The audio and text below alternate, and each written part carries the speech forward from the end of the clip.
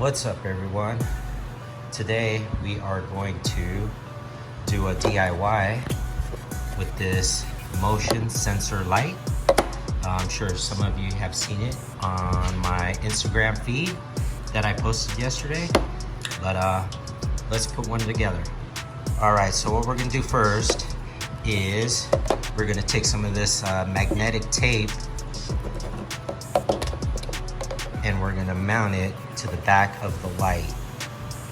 But because the sticky stuff on the magnetic tape is weak, I'm gonna use some 3M double-sided tape. I cut a couple strips of the 3M double-sided tape and fixed it onto the back of the lights.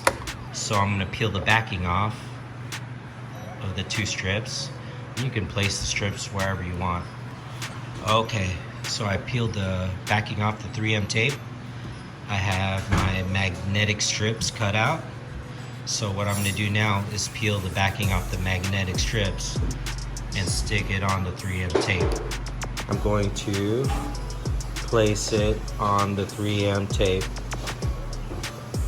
one-handed, so it's not perfect. Okay, so this is the finished product. Got the light, and we have the magnetic strips mounted to the back, just like that. I got the light right here, and boom. So I got the light mounted on the 4Runner. So I'm gonna walk up to it, and the light should turn on.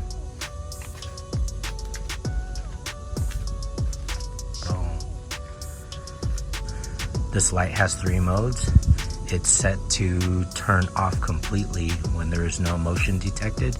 So after 20 seconds, it should turn off. So that is the DIY for the motion sensor camping light. If you're interested in doing it yourself, you can click the links below for the parts that I used. It'll take you right to Amazon.